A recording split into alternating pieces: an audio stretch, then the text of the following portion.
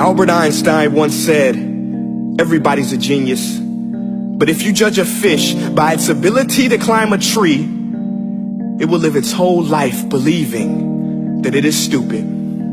Ladies and gentlemen of the jury, today on trial we have modern day schooling. Glad you could come. Not only does he make fish climb trees, but also makes them climb down and do a 10-mile run. Tell me, school, are you proud of the things you've done? Turning millions of people into robots, do you find that fun? Do you realize how many kids relate to that fish swimming upstream in class, never finding their gifts, thinking they are stupid, believing they are useless? Well, the time has come, no more excuses. I call school to the stand and accuse him of killing creativity, individuality, and being intellectually abusive. He's an ancient institution that has outlived his usage. So, Your Honor, this concludes my opening statement, and if I may present the evidence of my case, I will prove it. Proceed. Exhibit A. Here's a modern day phone. Recognize it? Here's a phone from 150 years ago. Big difference, right? Stay with me. Here's a car from today, and here's a car from 150 years ago. Big difference, right? Well, get this. Here's a classroom of today, and here's a class we used 150 years ago. Now ain't that a shame? In literally more than a century, nothing has changed. Yet you claim to prepare students for the future? But with evidence like that, I must ask, do you prepare students for the future or the past?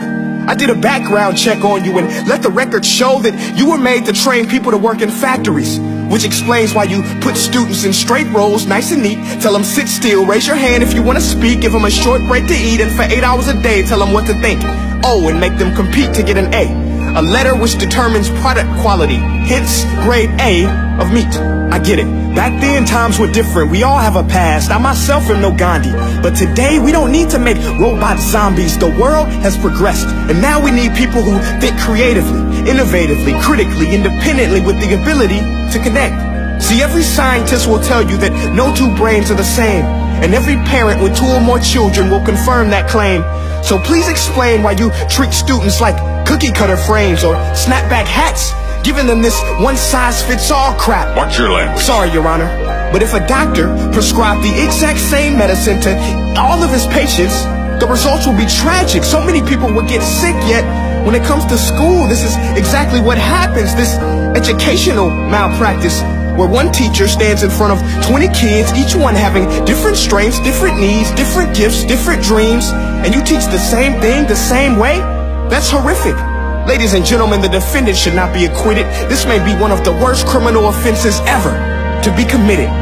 And let's mention the way you treat your employees. Objection. Overruled. I want to hear this. It's a shame. I mean, teachers have the most important job on the planet, yet they're underpaid? No wonder so many students are short-changed. Let's be honest. Teachers should earn just as much as doctors, because a doctor can do heart surgery and save the life of a kid. But a great teacher can reach the heart of that kid and allow him to truly live. See, teachers are heroes that often get blamed, but they're not the problem.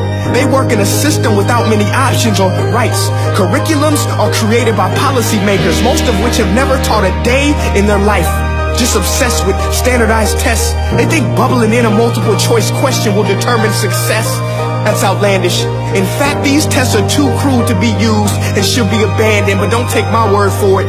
Take Frederick J. Kelly, the man who invented standardized testing, who said, and I quote, "These tests are too crude to be used and should be abandoned." Ladies and gentlemen of the jury, if we continue down this road, the results will be lethal. I don't have much faith in school, but I do have faith in people. And if we can customize healthcare, cars, and Facebook pages, then it is our duty to do the same for education, to upgrade it, change it, do away with school spirit, because that's useless. Unless we're working to bring the spirit out of each and every student, that should be our task.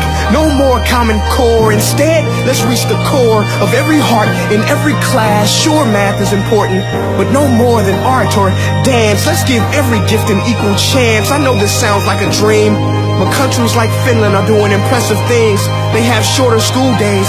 Teachers make a decent wage. Homework is non-existent, and they focus on collaboration instead of competition. But here's the kicker, boys and girls.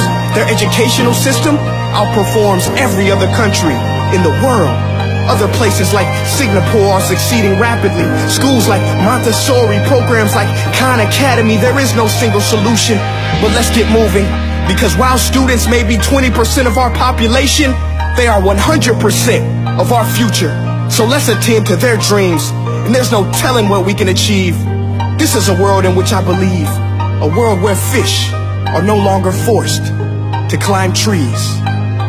I'll rest my case.